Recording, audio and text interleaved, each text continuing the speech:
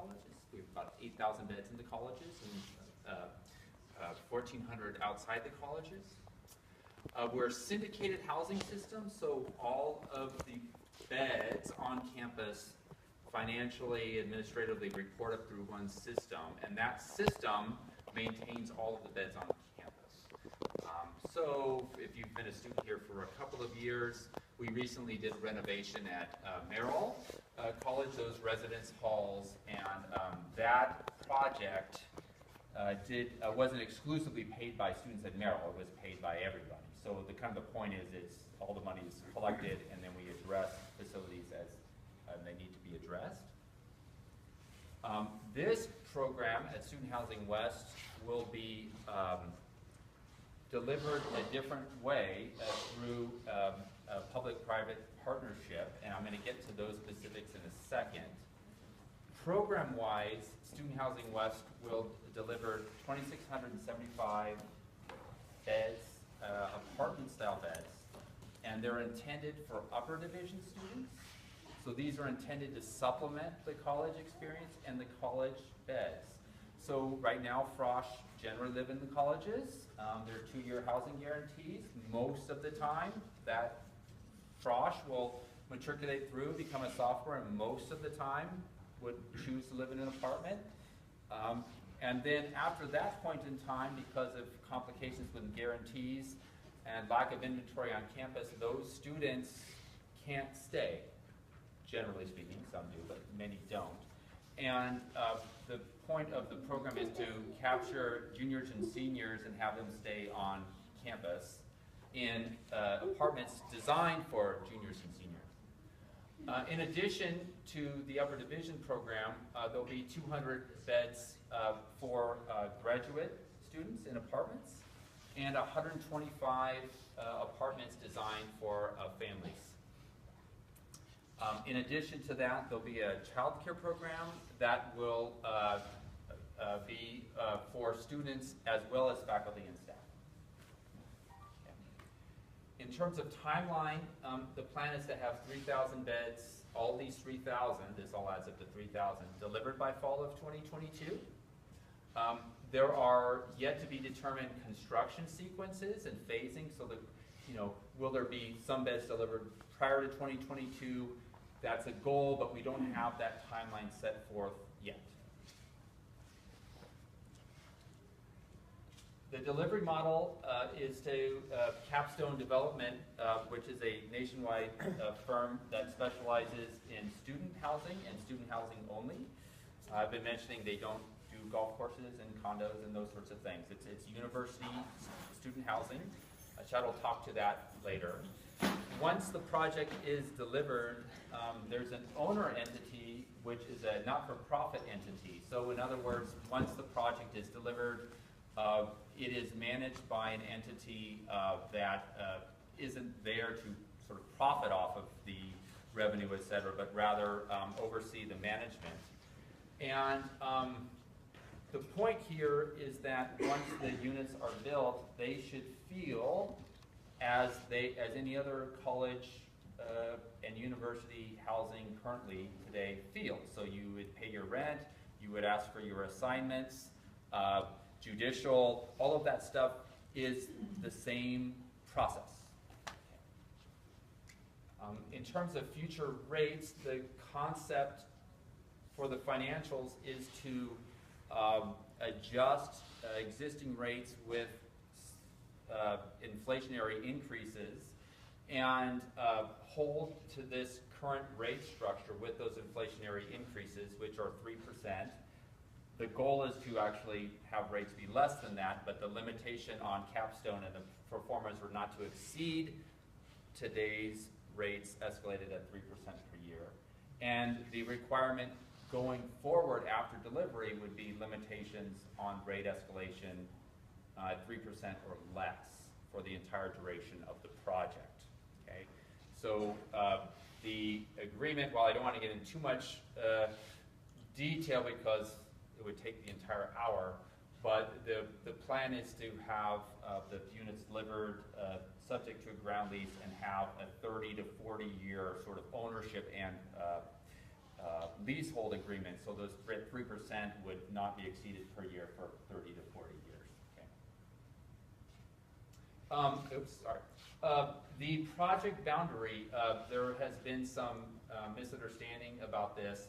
When we started out as a campus following the UC guidelines for this project, the student housing west site was defined as these areas which are not shaded in sort of the light tan, which is existing family student housing area, as well as the area including the Kresge parking lot, but running all the way south down near Porter Dining. So those two acreages, which would probably look like about 30 acres or so, would house the 3,000 beds. Capstone's proposal had the majority of the undergraduate apartments here on family student housing, but another building for undergraduates west of Porter, and a graduate housing building for all the graduates there on the Kresge parking lot. The parking was going to be located below that building. And then the family student housing and the child care here was on the south part of the site. The softball field would have been south of there, just to orient everybody. Oaks Learning Center, we're down here somewhere, but obviously this is Rachel Carson and the tennis courts.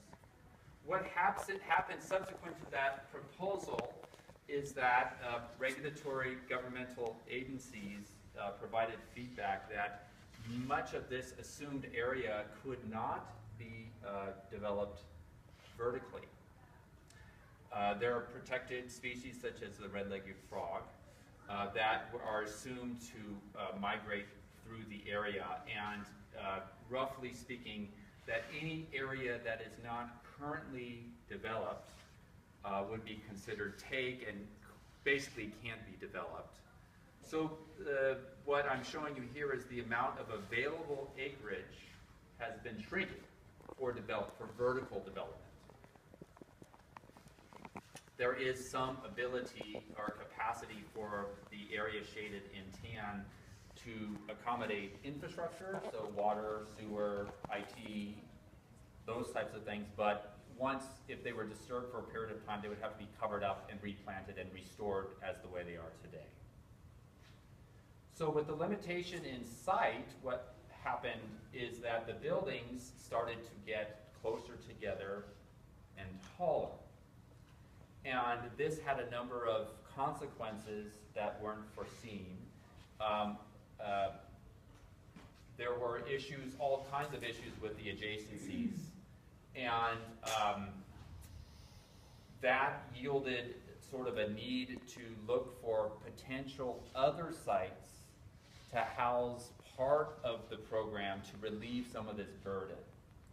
So, we started out with 30 acres, we got compressed down to 12, trying to find some more land for all sorts of cost implications, buildings that get taller, get more expensive per square foot, all kinds of clearances needed by the fire department, not to mention that there were programmatic issues by putting certain programs like families next to undergrads, et cetera, et cetera. All of these issues started getting magnified. And looking at the campus zoning map, this is the 2005 long-range development plan, which correlates to the area you may be familiar with on a Google Earth shot, this being the main entrance, this being the west entrance. All of these parcels are designated for certain functions. Most of these are developed currently within this yellow rectangle. The boxes I've identified here refer to areas, this blue, are areas zoned for housing and college functions, employee housing down here in the south. And then resource land, which is in the light blue, is identified for a to-be-determined purpose, but can be converted and developed. All the areas that are in the beige are protected landscape, in other words, cannot be developed. Okay. So when looking at this zoning map, one idea came up, which was recently, or announced, I think as recently as yesterday, to locate childcare and the family program here on the resource land. And in doing so, it would alleviate some of those compression issues I was talking about earlier, as well as provide a function to kind of meet the family program needs, which are to be close to a campus entrance, be closer to Westlake School for those parents who have kids at Westlake School, and be close to the bus routes. This site has only been tested from a programmatic feasibility standpoint. In other words, there has been no environmental review on the site, no traffic review, etc. This has just been a test fit. Could the program work on the site under certain terms and conditions? This is a drawing, it's just a test fit, seeing if the 125 family units could fit on the site, and a child care program for the students as well as the employees. And this shows that it could fit, but what hasn't been analyzed is can the site bear the burden of vertical development? Can it support foundations, etc.? And it hasn't gone through the environmental review with everything with respect to, grasslands, species, traffic, etc. Okay. So that's where we are today. That additional site, as I mentioned, depending on how feasible this site is, could help the delivery of the balance of the 3,000 beds. Or it could, frankly, complicate it, kind of depending on how things go. That's called a CEQA process, by the way, California Environmental Quality Act, and that state requirement requires that impacts on site development be assessed: traffic, environmental, population, circulation, etc. So part of the assessment today is to get input. Part of the assessments we have been doing so far is to get input from specific programs that could be affected, the family programs, the employee housing programs, which we've done earlier this week. And the goal today is to actually talk specifically about the location here for the balance of the beds, which would be on the existing family program site. Before I hand things over to Chad, I want to restate that the intention and the goal and the commitment is to continue housing the existing families. So this isn't a deal where we knock down the site and tell everybody they don't have a place to live. The goal is to continue providing places to live for the families in family student housing. And ideally they would move right here, and then the new development would start over here. That's sort of the ideal. But again, many dominoes need to fall before we can get to that point. So that's my introduction from a campus perspective. I will mention that there are quite a few opportunities for students to get involved. And we will have this slide up at the end of the session as well for those whose interest has been piqued. I'm going to hand things over to Chad from Capstone. Great. Thank you, Steve. Hello, everyone. Again, my name is Chad Ismarian. I'm a Senior Development Manager with Capstone Development. And I'm based in California. I've been working with Capstone for about 17 years. Prior to that, I worked in housing and residence life at a college or university down in San Diego. But my whole career has been in student housing. Capstone has been in existence for about 27 years. All we do is partner with colleges and universities to build institutional development projects, most of which are student housing. So we've partnered with 70 plus colleges and universities across the country. We're working in California on the West Coast now at San Diego State, University of the Pacific, and up at Seattle University right now on similar types of projects, although not as large as this project.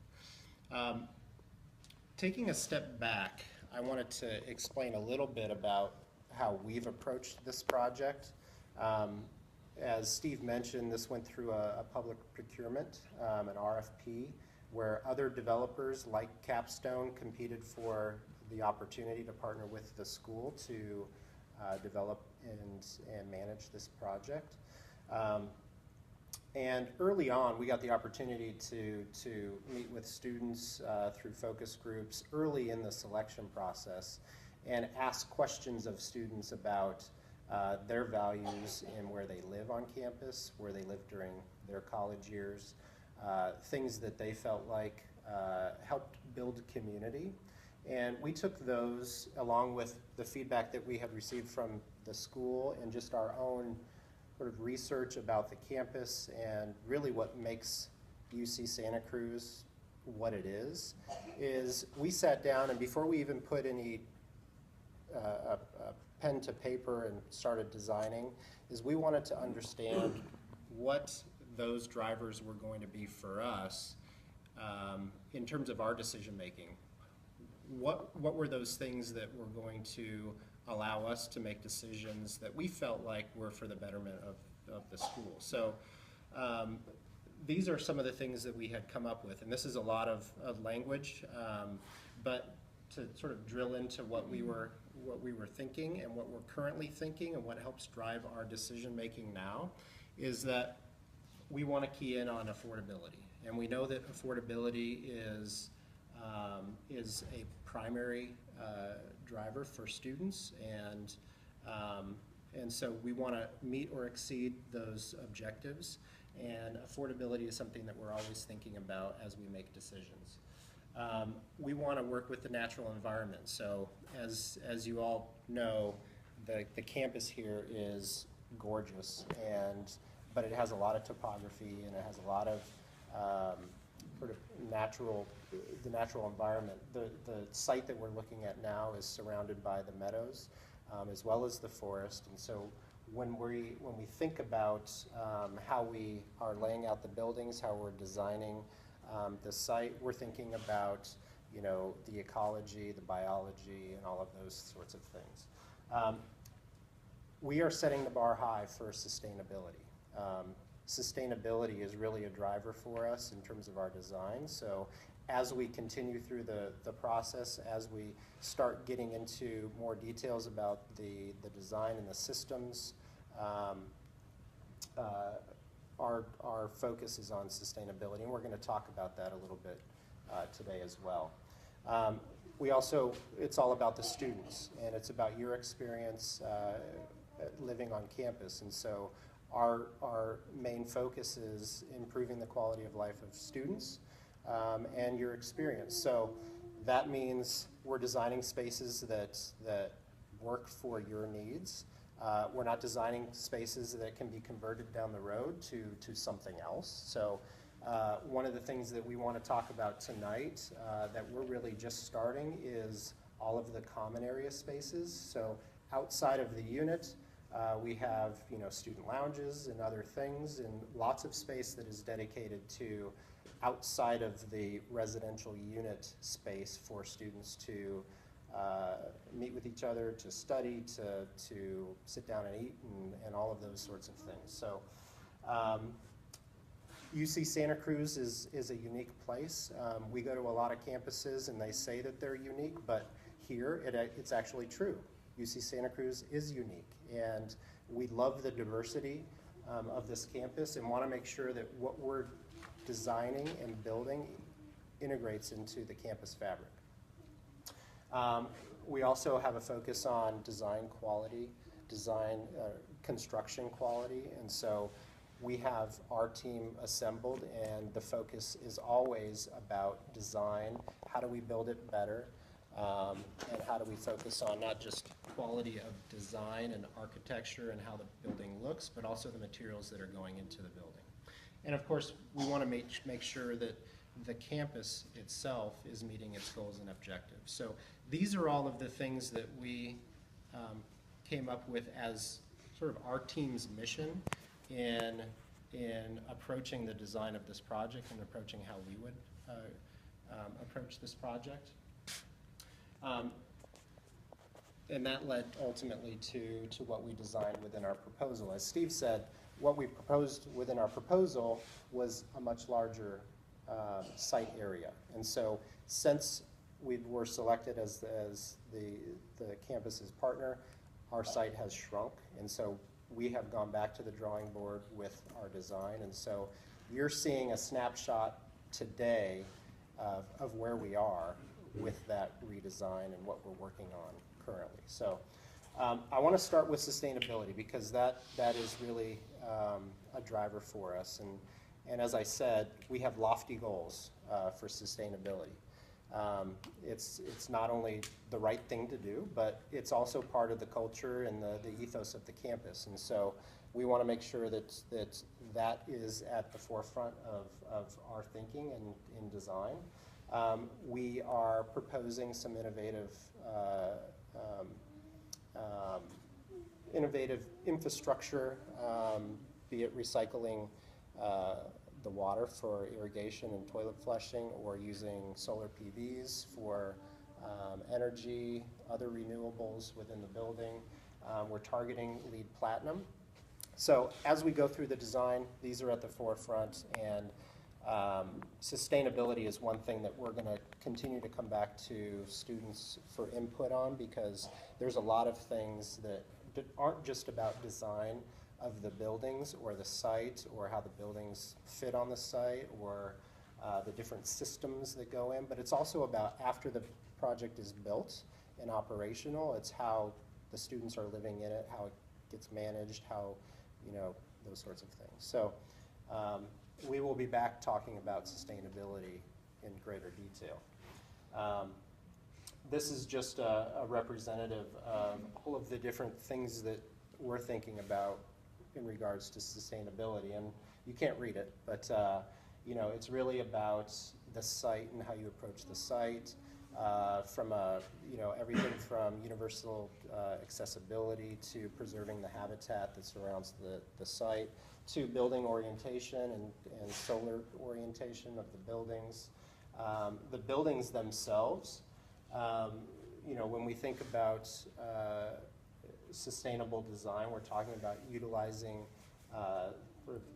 the natural ventilation and sort of the passiveness of how the building operates. So utilizing natural ventilation, utilizing the land to sort of for the buildings to fit into the land. So you can see here, you know that that site, the topography, it slopes down quite a bit. So what we're talking about is utilizing those sort of transitions to create green roofs and other things within the building. And of course, solar power and sunshades and those sorts of things. So there's a number of design focused ideas that go into sustainability. Just to come back to the site real quick, as you can see here, when we initially started, we had the luxury of both this north and south site. Again, this is Heller Drive and Rachel Carson and the Oaks over here. It has since shrunk to effectively outline the boundary of the existing family student housing. Where we are now is laying out the buildings in order to meet those objectives of the program, which is 2,675 undergraduate beds, 200 graduate beds, and 125 family units, as well as childcare. What you see here assumes that we're able to develop family student housing on the other site, the Hagar site, which Steve mentioned, and really focus the undergraduate and graduate program to this site, the Student Housing West site. So as you can see, these buildings, these 6 buildings on the upper 3/4 of the site are all undergraduate buildings. And there is some movement within these buildings right now because we're still working through circulation. Where are the entries to this facility? Where's the parking going? How does fire access work?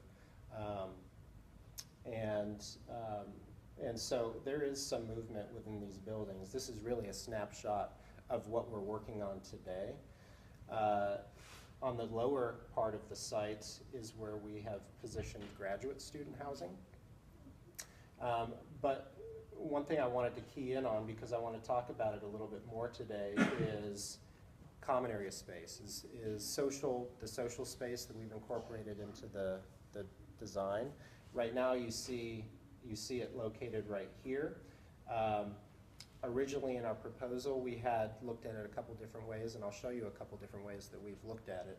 But really it's sort of an odd shape right now, and that's because there's some trees here that we want to save, so that's why it took on that shape. But we're also looking at, potentially that becoming a little bit further, that moving a little bit further south or connecting to some other buildings. But the thought behind it is really that space is a social space that is dedicated to not just this facility, but also the campus. So there's going to be social spaces, amenities, and those sorts of things that are going to be part of the West Campus and be part of the socialization between this project and the neighboring colleges at Porter and Kresge and Rachel Carson and Oaks. Steve talked a little bit about some of the things that have helped the design in this site when family student program moves over to the other site. One of the things that we're able to do is to de-densify these buildings a little bit. And where you see that primarily are in these areas that are close to Heller. So we've been able to drop those from 7 stories down to 4 stories or 5 stories, depending on where it is. Originally, our thought going into this design was to keep the taller buildings against the forest and then scale down as you get to Heller. That is also similar to the approach on the south side, which is really sort of the first thing that you see as you enter the campus on Heller is what is located on the south side. So to step down at those edges, to step down at Heller, which is right here, and to start to give some breathing room within these buildings to allow for solar access into these courtyards, and to really start to create these courtyard environments and the connections between the buildings. Some of our early thinking about how these buildings connect is really, again, taller buildings along the forest, allowing the meadows to sort of enter into the site, but then identifying locations where all of these buildings can connect, and that's through the social amenity spaces. We had started to think about what these different spaces might include, and some of the feedback that we had received through focus groups was really an emphasis on more study space. The campus needs more study space, and so whether that's small, more private, quiet study space or larger group study space, that's what we envisioned within all of these spaces, but to really have a focus within a commons building that was, that had spaces like this, larger spaces for lectures, but also smaller study spaces for smaller groups, and some private areas as well. Wellness, another thing that we had heard from students is really the lack of recreation space on the West Campus, particularly fitness center and those sorts of things. So we thought that we needed to incorporate fitness and a fitness center within this project. So that's what we're thinking about when we're talking about wellness. And then the market space is really there was a lot of feedback about having food and access to food, and whether that's a market to go get pre-prepared food to bring back to your room to heat up or cook, or just going somewhere to get a coffee, so you grab a coffee and go study. So all of these spaces have not been programmed yet. We had some initial thoughts as we went into the proposal, but we're right at the stage now where we're trying to get feedback on those spaces. And actually next week there's going to be a focus group to really start digging into what those spaces include. So we would love for people to come out to that, but there's an opportunity to provide feedback on that tonight as well. Here's a rendering from our proposal that really speaks to the inside-outside relationship at those hub spaces, those social amenity spaces. And this starts to break down the buildings, and this is part of our original proposal. So this building doesn't exist within the plans now just because of how the buildings have been reoriented, but the same thinking is going to go into the buildings that we have now, which is to focus each of the buildings on a central amenity space. So this is a lounge space. It's not behind a closed door. It's out in the open. It's part of the circulation. So you enter at the main entry and you're into a lounge space. So you're not going down a corridor and there's a lounge space down the hall that's behind a door. This is all out in the middle of the building, and this space is really designed for the residents of this building. Defining specifically what that space includes is something that we're working on now. What we had initially thought was, some larger common area with some, social areas and soft seating, maybe a TV, some study rooms that are off to the side, and a community kitchen where people can gather. And this also speaks to how these spaces, which are, I guess, semi-private, they're for the residents of that building, translate to a more public social area, which are the commons, wellness, and market hub locations that I talked about a little bit earlier. So the other thing is, this goes to the second floor and above. There's still common areas on each of the floors, but the units are organized within these legs to accommodate 30 to 35 students, which is, and what we're trying to aim for is a cluster of units that are around an RA. So an RA to student ratio of about 30 to 35, which is similar to what you experience at Porter and other residence halls on campus today. So this is sort of how the buildings are organized. It's around these clusters. So, there's a community that's created within a unit, but then there's this larger community of your hall and the 30 to 35 students that are part of your community, and then a larger community of the building, and then obviously a larger community of the entire facility. We've had focus groups on the units, and we sought feedback again last week, and have made some changes to units based on feedback. These are really the building blocks of all of those buildings. As you saw in the building layout, 75 to 80% of all of the square footage within the building is dedicated to these units. This is a 4-bedroom, now 2-bath unit that has all private bedrooms. Some of the feedback that we got last week was around private bedrooms versus shared bedrooms, and last week and how we approached this project was to have 70% private single bedrooms within a suite and 30% shared bedrooms. We've since reduced the number of privates and are working on a 60 to 40, 60% privates and 40% shares. And that's really from feedback from students about the price point associated with a private bedroom versus a shared bedroom. We'd love to hear more feedback about that today.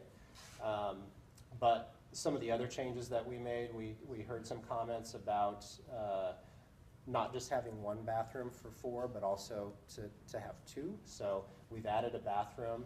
We still have these compartmentalized, so the vanities are outside of the bathrooms. We also heard about storage, and we've included storage within this corridor as well as up by the front door. We heard about countertop space and the desire for more countertop space, and so we've effectively made this an L-shaped kitchen and located the sink in this location, so you have plenty of countertop space next to your stove. And we also heard questions about the furniture and how the bedrooms work.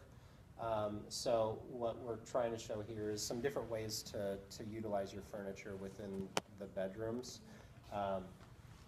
All of the bedrooms will have a twin-size bed, a desk, a dresser that is flexible. It can go under the bed to create more usable floor area, or it can come out and be part of the furniture within the room.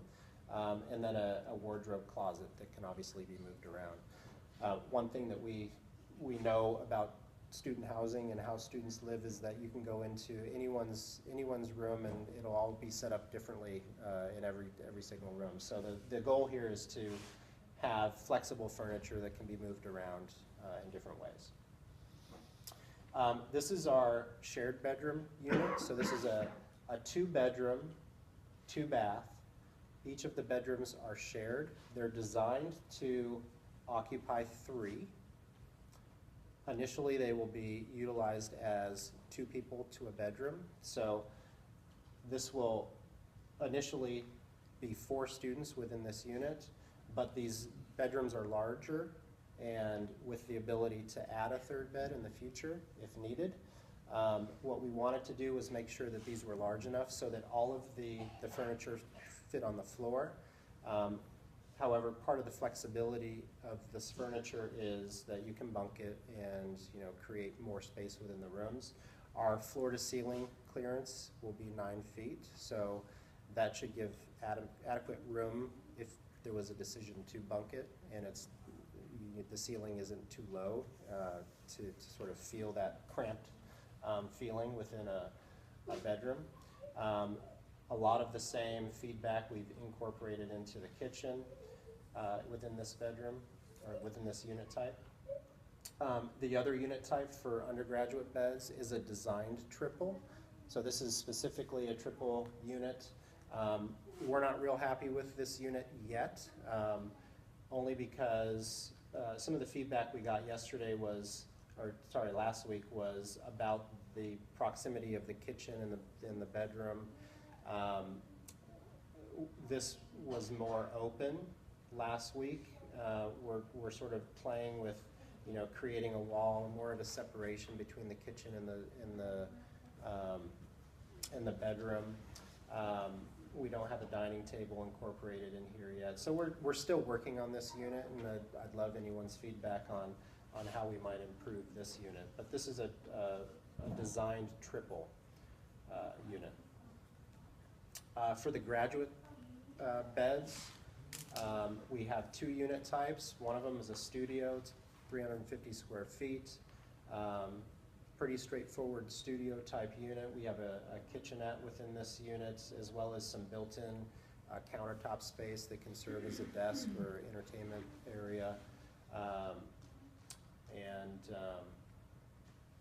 this one actually has a closet instead of a wardrobe unit.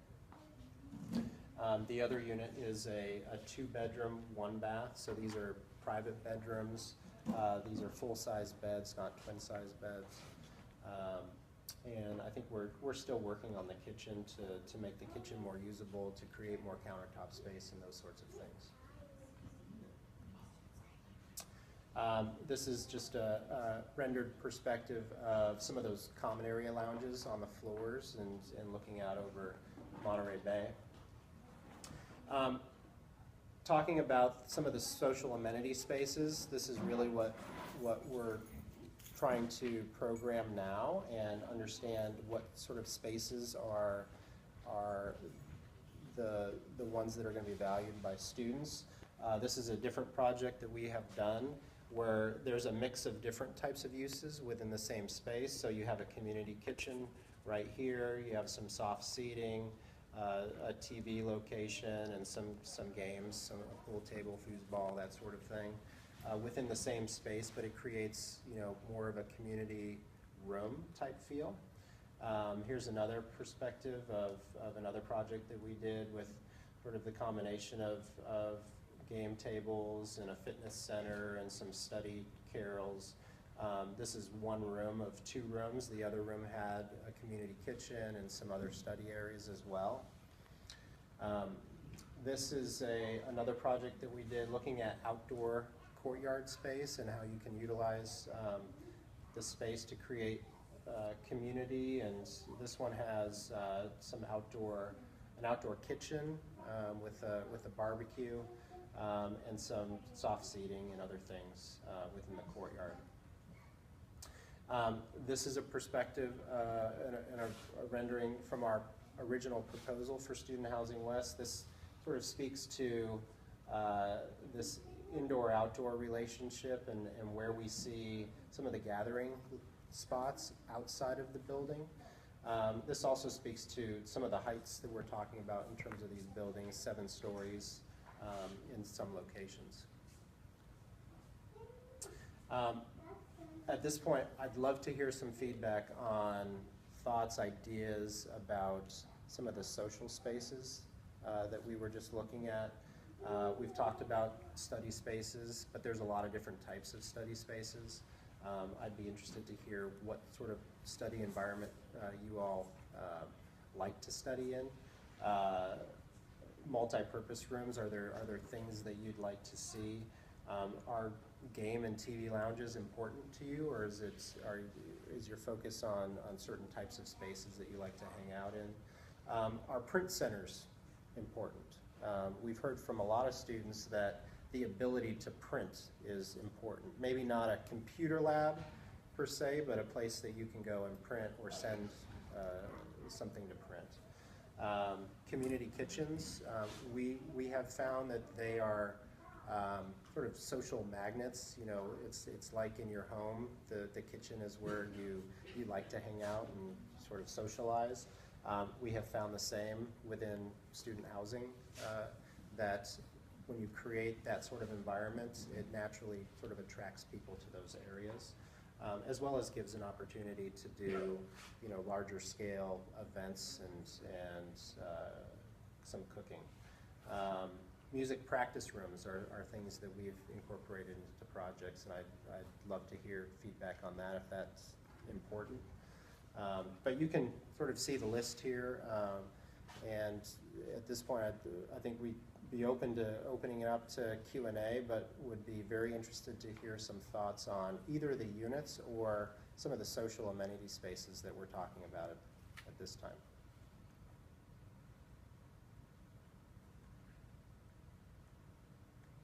Well, maybe it's a little broader, but do you expect the students living here to utilize the dining halls in the other colleges? And whether that will be at capacity? So your question was, just so I can repeat it so I understand, is with incorporating dining into this facility, how is that going to impact other dining halls, or? Exactly, with the existing students. With the what? With the number of students living here. Yeah, I think what we were thinking of, and Steve, you can jump in here.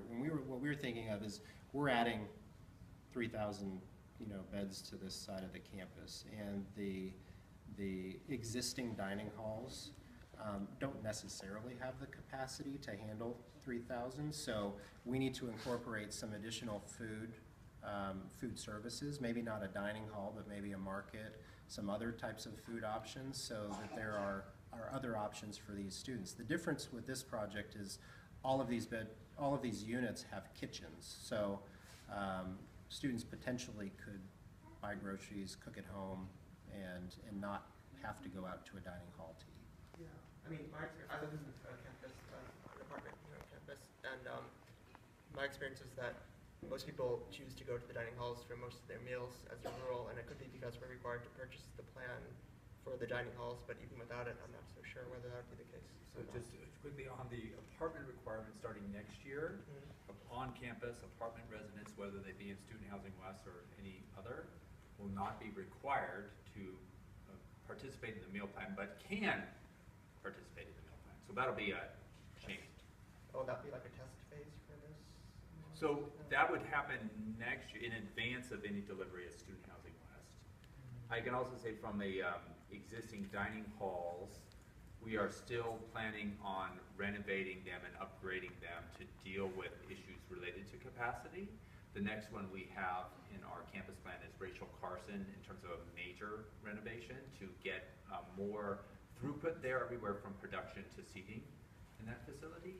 We actually also have plans on the books to at least expand the seating at Porter. We did do a dining hall renovation there in 2010, but are trying to get some extra seating in the expectation that some students from this project would want to come through and maybe have lunch or breakfast or whatever if they do want to participate in the plan. Does that answer your question there in terms of that? Yeah. Okay.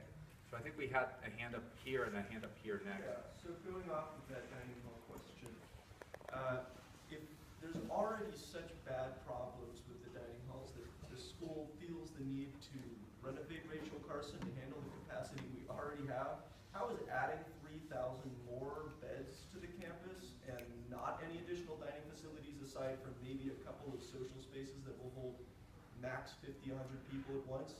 Is that really a reasonable system for incorporating this population? Because it seems like we're going to shove a whole bunch of extra students onto the campus where we all already feel like we do not have nearly enough space. Okay, so is your comment is that having an apartment, the 3,000 beds, having apartments where there would be ability to cook isn't probably a reasonable assumption in that? What I'm saying is that we don't have enough space right now, and even if half the time the next 3,000 people who are in these houses are cooking at home, that means that half the time they're still coming to the dining halls that we already have problems with. Okay. I don't understand how we're expecting this to be a successful setup to have this many people on campus. It just seems apparent to me that it's not going to work.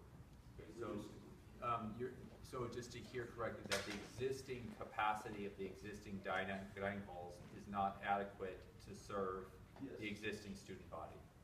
Okay. It's a known problem. Okay, and is it just to get to the, is it getting in and getting a seat? Is it waiting in line once you're in? Is it, I'm just trying to get to the details of. It's waiting to get in, it's waiting to order food, it's the quality of the food that we have to eat because such a large quantity has to be cooked in such a short time for so many people. And it's really kind of just the environment of being in the dining hall. It feels like I'm there to go in and eat and get out. And you keep talking about creating these social amenity spaces, and it feels like we don't have that because we're just there to eat the meal and go. And it's even worse at the ones where they have the impact, like you're talking about adding seats to Porter, but the circle tables at Porter are the only thing that feels like a cool place to go and eat with friends. When I'm at 910, I sit down with people I don't know on my left and right, and I eat food and I go. And that sucks, and I hate it. Would you be a proponent of then more dining options within this project? If there's going to be 3,000 more people, it seems obvious that there needs to be more dining. And I think that just adding the 3,000 people in the first place seems like a bad idea, but that's obviously out of the scope of this conversation because we're here talking about our feedback on the social amenity spaces. I don't know where the place is to go and voice my concerns about the number of people. I don't know how to do that. I thought that's what this was for. Well, I mean, we can note the concerns about the number of people, and I think it is good feedback about the dining hall capability and thinking about the comprehensive sort of impact of this project. I will note parenthetically, but not related to this project, there is a new long-range development plan process about issues related to growth in general. And while that is another opportunity to talk about future growth and impact there, I will say that what I do understand is part of the issue with the dining halls has to do with students, in some of them, not ones, particularly you described that some students want to stay in there longer because of the issues about where do I study because of issues related to campus growth. And so part of the goal of getting the beds online here at Student Housing West was to relieve the burdens for housing on the existing lounges in the existing residential communities. So right now, within all of the college spaces and the unaffiliated areas, we have 158 lounges. 141 of them are now used as student rooms, which is, I think, not talking to everything you brought up, but some of the crowding issues. People go and maybe linger to study because there's, where else do I go? Because I can't go to the library, or we've heard some of that. So the plan would be when these beds are online or before to start relieving those lounges so that they can be used in the residential communities, which wouldn't necessarily help with everything you've brought up, but at least some of the issues. Just to let you know that there is a point to bringing on those beds and relieving some of the overflow or additional density beds we have in the existing inventory. So, I think we had another question first, but I'll note 1, 2, 3 here. Did you have one first? Or has it been addressed already? Kind of addressed. I'm just, yeah, it's been mostly addressed. Just one side note, or just curious. UC Davis has experienced a similar problem about they built all these housing and they didn't build enough dining capacity. And one of the ways they addressed it, I thought was kind of clever, was revamping. They had lawns next to the dining, the newly built housing. Mm-hmm. They converted it so that they also allowed food trucks to come over. Okay. So they went from 2 food trucks on the campus to literally 20, Mm-hmm. and that alleviated the issues from their, they were 1 dining hall to less. So they kind of alleviated that temporarily by having a lot of other options of So food they trucks. create sort of a bank where Yeah. multiple trucks should line up, and then it becomes sort of the same experience where you'd have all kinds of different food options with these different trucks, like you would see in a San Francisco Exactly. typically. So that was, because most of the issues, at least they were experiencing, was luncheon and like early dinner times at the dining hall. So then they brought in and they allowed the food trucks to be at those hours, and that alleviated a lot of the issues. Okay. Well, that's Just actually really curious. interesting. In fact, if you could hang on afterward, Yeah. I'd like to get some more specific detail about that and hear. Yeah, I just saw it, it does look very interesting, and it's one entity that owns all the different food trucks. So that would be one challenge, but it is great, and there was built-in program that had where they would park and then, do their sales and off they go. Yeah. So, thanks. So, student housing, since obviously that's where Student West is gonna be, people that are currently living in family student housing, they'll have a place to move to, they won't have to get pushed out, right? Yeah, so I don't know when you came in, but At the beginning, I heard it, but I just wanted to make. yeah, sure so to that double check. the plan is to honor those students and their residency and not tell them they're no longer have a place to live. The goal would be to move from the existing location to the brand new one, and that's what we're targeting to do. Again, depending on phasing and sequencing, there may be some incidental moves from one place to the next within the site or another temporary site, but again, the goal is your easy living situation becomes our easy work situation, as well as financials. It just becomes much easier to go from one place to the next, but we're still working on that. We definitely heard that at the feedback forums at Family Student Housing already. Same comment, basically. And when would that happen? So, When would we be required to move out or transition over?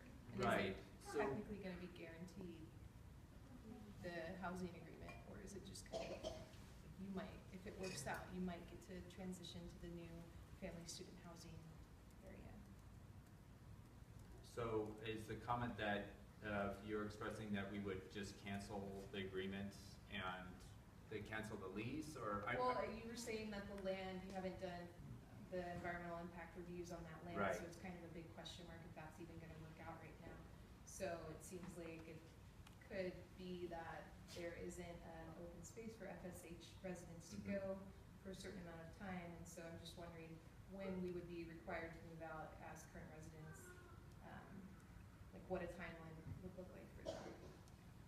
Whether we're transitioning or you need the land to build on. So I think if the additional site doesn't turn out, there are other options. There could be partial phasing on the existing site. There could be temporary locations off-site and then come back onto the existing site. There's sort of many sub-options that could happen, but we haven't explored them all because we're not there yet in design. I don't know if you have anything to add to that. I would just say, and I think what I'm hearing is that, and I'll tell you that what we're being mandated to do by this school is that if there is not a solution for family student housing, then there's not a project that's going to move forward. So our goal is to make sure that we have a solution for family student housing, and that the alternate site or a site, even on the Student Housing West site, that there's a location for family student housing, that there's a plan for moving students with families into a new place before a larger construction project starts and everyone's displaced. So I think, does that answer your question? More or less, yeah. I was just curious because we were given flyers that said our housing situation was going to be impacted in the next academic year, which made it sound like we were going to be Hopeless. yeah. But we won't be.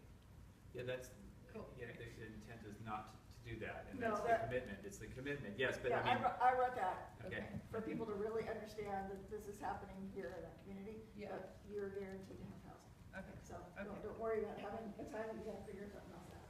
Okay. Yeah. Thank you. I think we had over there, I guess. I guess regarding food, food and housing are like completely related, and 4 in 10 UC students are food insecure.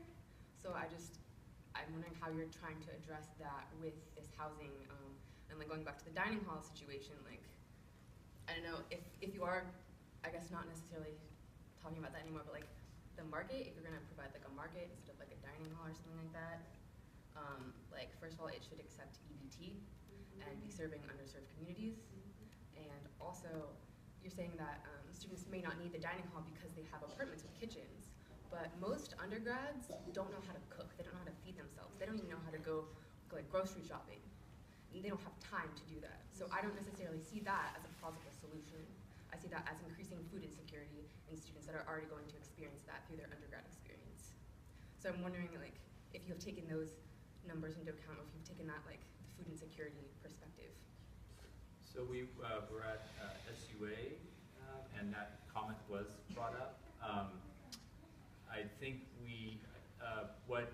what we're trying to fully understand is, assuming that there are students today who are not living on campus and are living in an apartment, are you saying those students would if they're living in an apartment in the Santa Cruz area or something, would there not be a food insecurity issue now? I'm trying to understand the link between the new construction to solve housing and how that creates an issue, or you're saying the issue is already existing? The issue already exists, and I think it will be maybe even worse with this, because if you're saying that these new units you're proposing have kitchens, right? And you're saying that those kitchens will be serving as an alternative to the dining hall. Uh-huh. But I don't see that as a solution for those students that will be moving into those, because if they're leaving, if they're undergrads and they've never been on their own before, they're going from a place where they may have been, like, their family took care of them for food. They're going from a place where they are taken care of to they have to fend for themselves and teach themselves how to cook and like feed themselves. And I just I teach workshops on teaching undergrads how to cook because they don't even know how to use a knife. So it's like, how do you expect students to be able to accurately and like sufficiently take care of themselves in these kitchens if they don't have the skills to do so? And like saying that it's okay, they have a kitchen, they don't need a dining hall. Like, I just don't think that that is realistic.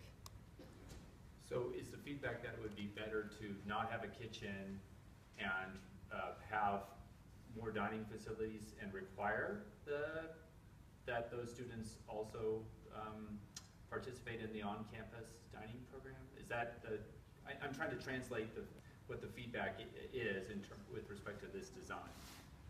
You know, I don't know what the solution to that would be. I think that meal plans are very expensive, and students on meal plans also experience food insecurity. So I don't know. I know that adding kitchens is not going to supplement like dining hall need and like food needs. Like it's a great space for students to have, and I think that that's awesome. But I definitely you had your hand up next. Was it the same comment or? No, mine's actually about the fitness center. Well, I think it's like a really cool idea. Who will be paying for that? Because as students, our tuition is being increased, our student fees are increased every year, and to be honest, like, we can't give any more to the university, so who will be paying for that? How will that be maintained? If that was a thing. Okay. Yeah, I would say we're not at the point to have all of that figured out yet. Not even sure what the size of the fitness center is, but we know that we need to do some recreational space, and so a fitness center is definitely within the cards. Depending on how large it is, either the staff, the maintenance staff within the project that's associated with the project would maintain the equipment, or potentially there's a partnership with the rec Opers. department, with OPERS, so that they're managing that facility if it's large enough. So we're not there yet. We haven't really had that conversation yet, but I think it ultimately depends on how large that space is and what sort of equipment is in that space. And you know, if you have some thoughts and ideas on what it should include, if we're thinking about a fitness center, that would be great to hear. Are you saying that it shouldn't be included and it would be better not to have it? No, I'm just saying that I think it's awesome. I think it's like, yeah, having a fitness / recreational center would be cool. But I don't think the students should have to pay for that. Like, we are already paying so much for, fees keep rising, as I just said, our tuition is rising. We're constantly, the university is squeezing money out of us, and students don't have any more to give. So, yeah, like, my question is, will the students have to pay for all of that? Will you increase our fees every year to have to pay for all of that? Where will that money be coming from? I would say that right now, there once was a day in the 60s and 70s where the state kicked in a lot of money to universities, and those days don't exist anymore. And that's just the hard reality. I'm not saying it's right or wrong, but so there are effects to that, and that's why on campus there haven't been many non-housing projects that have been built, because there just isn't contribution from the state. As it pertains to your comment, I mean, ultimately, if the space were built, it would be part of the project cost, and the project cost would be borne in the financials that I was expressing. I think, you know, removing a fitness center, how that, you know, that square footage, if it weren't replaced with some other type of study space, would relieve the project of a minor cost, but most of the square footage is in the units in the residential areas. So I'm not sure, I mean, I'm just trying to put this into real terms, but I don't have a great answer for the issues you're expressing. We're trying to respond to many issues inclusive of demand for housing and trying to get that on board. You're bringing up some other issues which are legitimate. It's just they don't necessarily reconcile without more money from more sources. So that's all I can offer right now. So when will you know that answer? Well, I guess what I'm offering is I don't have an answer for the state contributing with other, basically broadening the burden to the general taxpayer to subsidize the student is not something that's on the table from my understanding of what the state of California is saying, the legislature is saying. That's one of the fundamental issues that the campus is facing beyond housing. That's more broad than housing. That's campus in general, and there's many issues around that, everything from enrollment to facilities to growth. So I don't know how to solve that problem here tonight. I think potentially at the end of the meeting we could talk about maybe additional steps and ways to kind of talk about that issue or try to address that issue, which I could try to help with. But it's not really a housing issue. It's more like a state contributing to the campus, the non-housing areas. Housing areas are funded through housing revenue, lecture halls, circulation infrastructure primarily is funded through tax and state revenue, and when those sources go dry, it's hard for campuses to deliver. Just trying to, so we got 1, 2, 3, 4, 5. Go ahead. Okay, I got here a little late, I'm sorry. I didn't hear anything about the parking plans, or, I saw there were some lots, but I didn't hear any like, data on, what you guys are planning. Yeah, so there is parking associated with this project. It depends on whether or not you're talking about the undergrad population, grad, or the family student housing.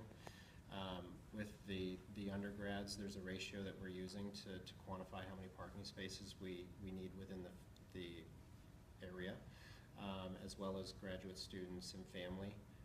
The family student housing is the one program that really demands more parking because of the need to have sort of a parking space proximate to where you're living, carrying your kids, or putting your kids in a stroller and carrying your groceries.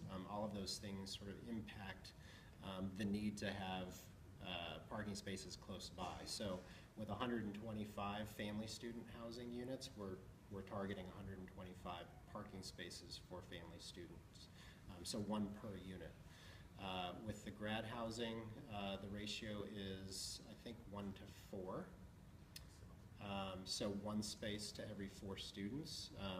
I think what we've learned about this campus is not every grad student has a car. And that also translates to undergrad students as well. So there's a higher ratio of students to parking spaces within the facility. But there is parking incorporated. Right now it hasn't been completely sorted out. I don't know if you were here when I was talking about the overall site plan, but we're working on circulation now, how the parking gets incorporated, where the fire lanes are, those sorts of things. So it's definitely part of our process. Just to get new here, yeah, go ahead. So I just have like 2 things.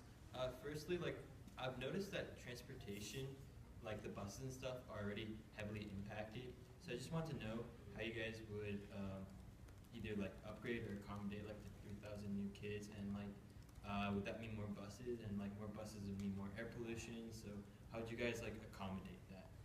So we got that question at the earlier session at Kresge, and the comment is, I think the existing buses are crowded, and then there's some questions about metro versus campus, and if you're going off campus, and which bus, and those. I think the next step in design, once the buildings are situated, is try to really think about how students circulate through the site.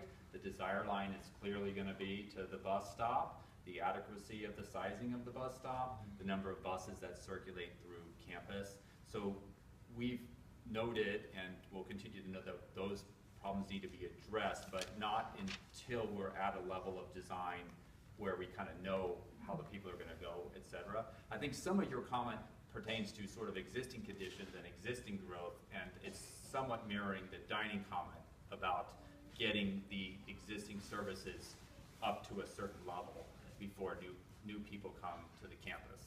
Yeah. So that comment is noted, yeah. So I think we had back here next, I think we had 1, 2, 3. Go ahead. Oh, okay. Well, I wanted to go back to the food because I think that's a really important issue on campus. I think you're right, students don't all know how to use kitchens. That's not saying for everyone. I mean, I have an apartment with a kitchen now on campus, and it is so much better than it was last year. And not saying that a market per se would fix all situations, but the dining halls definitely are not up to par. I had a dining plan last year, and I mean, I know that's not what this meeting is about, but I have not gone back once this year, and I'm happy with that. But I do think that there needs to be more accessibility to food on campus, because I've definitely found myself many, many times in being in a place where like I can't get food accessibly really in any way. And groceries, I think, are something that are really important. There's not really a place to get groceries on campus. You maybe you'll find like a couple of key things you'll find on different stores across all over campus. but there's not a market, and that I think is your best suggestion for use of space there, especially since the current situation with students getting groceries. I know most people I know go to Safeway. To get to Safeway, since there's not enough parking on campus, for people that have cars to be able to drive, you wait for a bus, you take a bus, you get down to the base of campus, and you walk to Safeway, and then you get there, you get your groceries, whatever you can carry, which is not enough. That I know that enough groceries to carry from Safeway back to the bus, which, they're heavy. You can't just carry like a bunch of things. Like, you have to be able to support all of this, get back to the bus, fit on the bus, which is already like, you're just like cramped on this little thing. And then to have all of your groceries to feed yourself, it's just not, it doesn't work. You can't do it. So students go hungry so much just because of these simple things. And I think a market with the food that you need to make, or the ingredients that you need to make your own food, would really be useful and really helpful. Well, the comment we heard earlier, just to test that on this group, was the concept of similar to the food truck, or maybe once a week, but like a farmer's market type of thing, where one could go and at least get produce or try to minimize the number of trips. Obviously, it's hard to have a farmer's market delivered, but is that, I'm seeing heads nod, but if that concept would that be something that would be conceptually a good idea if it could happen?